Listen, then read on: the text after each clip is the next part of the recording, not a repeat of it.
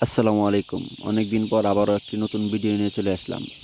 আজকে আমার এই খামারটিতে মনু হ্যাচারির ১,০০০ বাচ্চা নিলাম। বাচ্চা হইতেছে এক গ্রেডের। প্রতি পিস বাচ্চার জন্য আমার কাছ থেকে নিছে ৩৮ টাকা করে। তার মানে ১,০০০ বাচ্চা ৩৮,০০০ টাকা। বর্তমান সময়ে এইরকম ওয়েদারে ব্রয়লার মুরগির সবচেয়ে বড় সমস্যা হইতেছে গাউট রোগের সমস্যা। এই ওয়েদারে গাউট রোগ হয়ে থাকে, আর গাউট রোগে অনেক বাচ্চা মারা যায়। তারপরেও রিস্ক নিয়ে বাচ্চাগুলো নিলাম। তো আজকে আপনাদেরকে দেখানোর চেষ্টা করব ব্রয়লার মুরগির ব্রুডিং ব্যবস্থাপনা।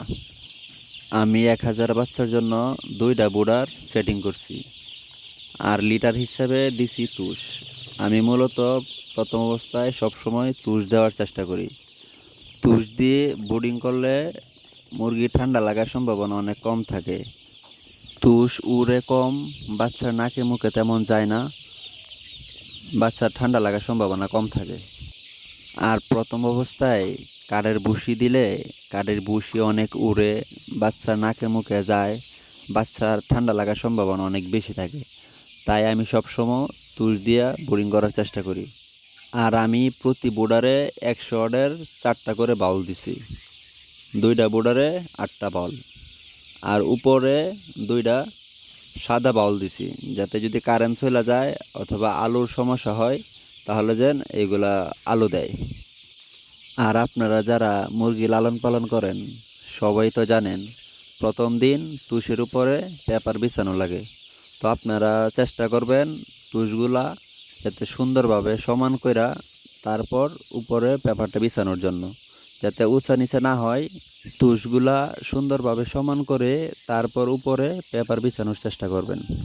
আমার বোর্ডার সেটিং করার কাজ শেষ। এখন বাচ্চাকে পানি দেওয়ার জন্য রেডি করব। এইখানে ১৪টা পানির পাত্র আছে, সুন্দরভাবে ধুয়ে রাখছি। প্রতিটা বোর্ডারে ৭টা পানির পাত্র দিব। প্রথম দিন বাচ্চা বোর্ডারে ছাড়ার আগে আমি এনার্জি প্লাস দিয়ে থাকি। আপনারা কে কী দেন তা অবশ্যই কমেন্ট করে জানাবেন।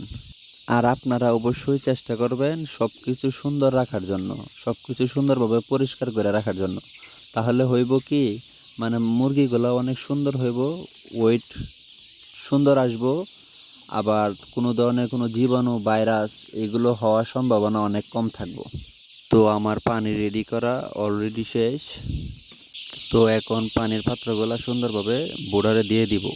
প্রতি বোর্ডারে 7টা করে পানির পাত্র দিব, 2টা বোর্ডারে মোট 14টা। আমার পানির পাত্র সেটিং করা শেষ, এখন বোর্ডারে বাচ্চা ছাড়বো। তো একটা সমস্যা হয়ে গেছে, অলরেডি কারেন্ট চলে গেছে, তাও বাচ্চা ছেড়ে দিব, সমস্যা হবে না, তাপমাত্রা মোটামুটি বেশি আছে।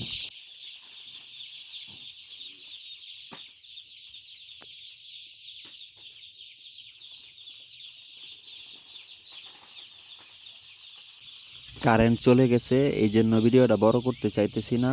খামারে আর অনেক কাজ আছে। তো সুন্দরভাবে বাচ্চাগুলো ছাড়ার পর আধা ঘন্টা এভাবে রাখার পর তারপর পেপারের উপরে খাবার ছিটিয়ে দিব। এটাই হইতেছে প্রথম বোর্ডিং অবস্থায় কাজ। তারপর আস্তে আস্তে যে কাজগুলো আছে অন্য যে কোনো একটা ভিডিওতে আপনাদেরকে অবশ্যই বলে দেওয়ার চেষ্টা করব। আপনারা সবাই ভালো থাকবেন, সুস্থ থাকবেন। আসসালামু আলাইকুম।